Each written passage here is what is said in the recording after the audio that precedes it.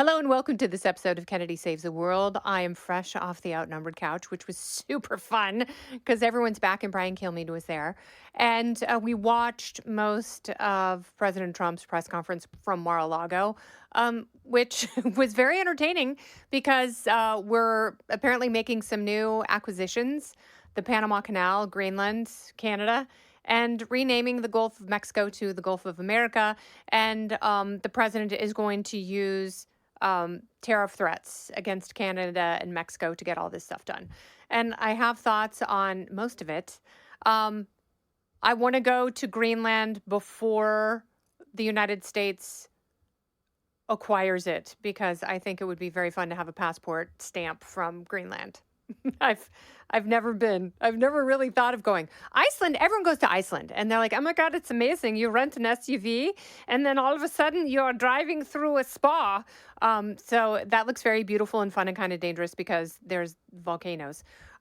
Greenland, it's like, oh, Brian Kilmeade, we were talking about this on his radio show today. Phenomenal radio show, the best radio show. And he was saying, the Vikings obviously named Iceland, Greenland, and Greenland, Iceland, because Greenland is icy. I like ice. I don't have a problem with it. I think it's lovely to have in a glass with some bourbon bitters and a little orange zest. Call me an old-fashioned kind of gal. But I would like to go to Greenland before it becomes the real 51st state. Canada.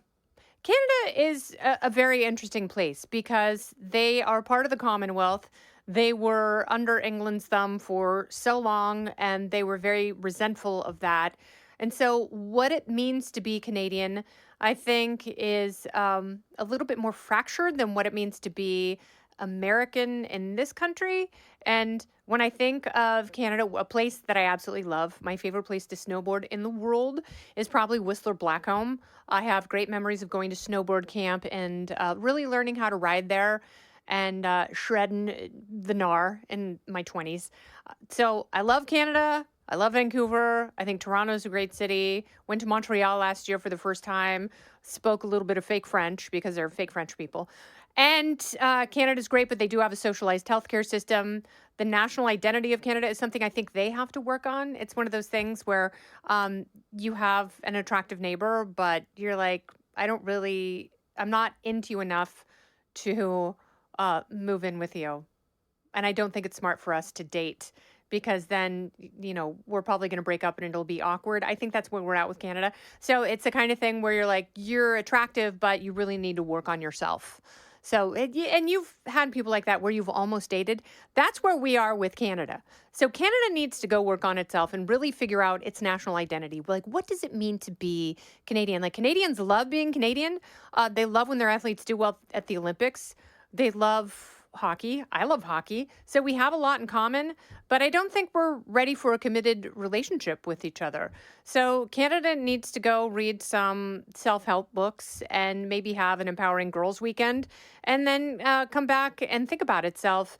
But I don't think our forces need to join in terms of dissolving the border, especially when you ran on border security. That seems like a very odd thing for me. Like the Biden White House made the border very porous and dangerous, and our country is a poop hole because of it. Therefore, let's dissolve the border we share with Canada, even though Canada has been blamed for sending migrants and fentanyl into this country. That seems like very bad behavior. So why are you rewarding bad behavior by inviting Canada to be part of our beautiful family? I don't think we're there yet. I do love the idea of economic prosperity.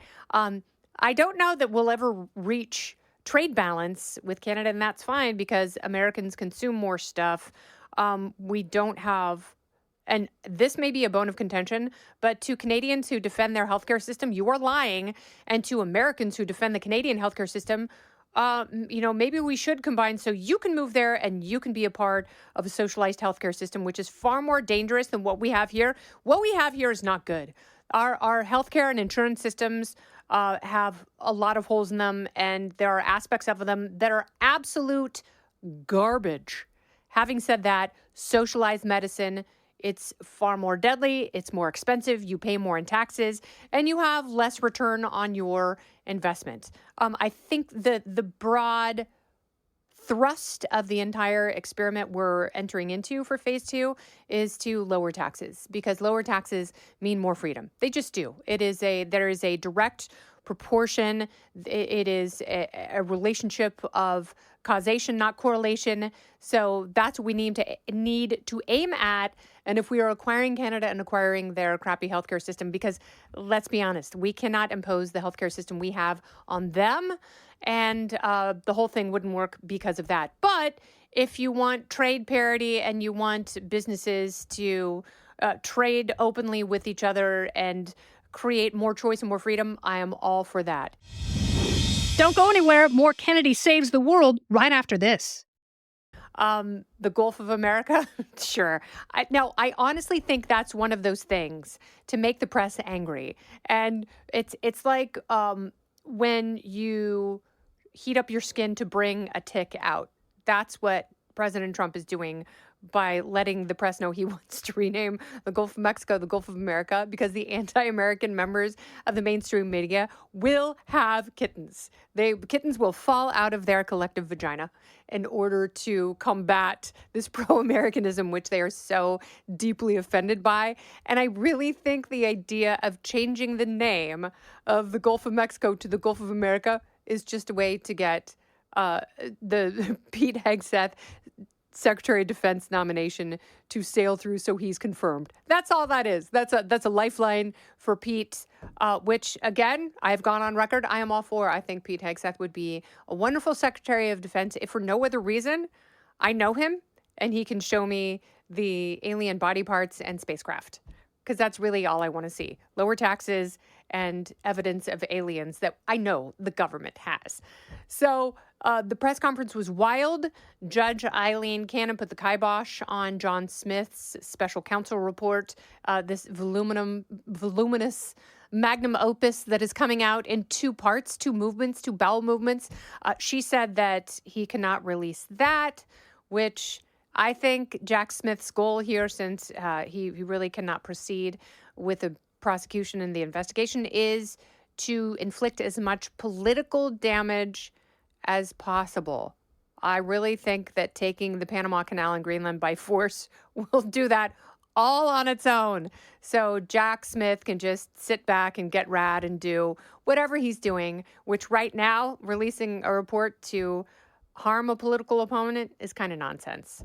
The rest of it, at least I give you this. As we enter 2025, the Barry Bonds year, and I'll tell you why it's a Barry Bonds year, because he was number 25. 2023 was the Jordan year. 2024, at least in our house, the Jeff Gordon year. My domestic partner, huge NASCAR fan. It was a great year. Now that we're out of 2024 and I'm not going to jinx it, I thought 2024 was awesome. I loved it. 2025, the Barry Bonds year, because we're doing a bunch of drugs and power hitting. And that's all we're doing. And it's not going to be boring. Thank you, President Trump. This has been Kennedy Saves the World. I'm Kennedy. Listen ad-free with the Fox News Podcast Plus subscription on Apple Podcasts, and Amazon Prime members can listen to this show ad-free on the Amazon Music app. Oh, go ahead and leave me a review while you're there. I'd love to hear what you have to say. You've been listening to Kennedy Saves the World on the Fox News Podcast Network.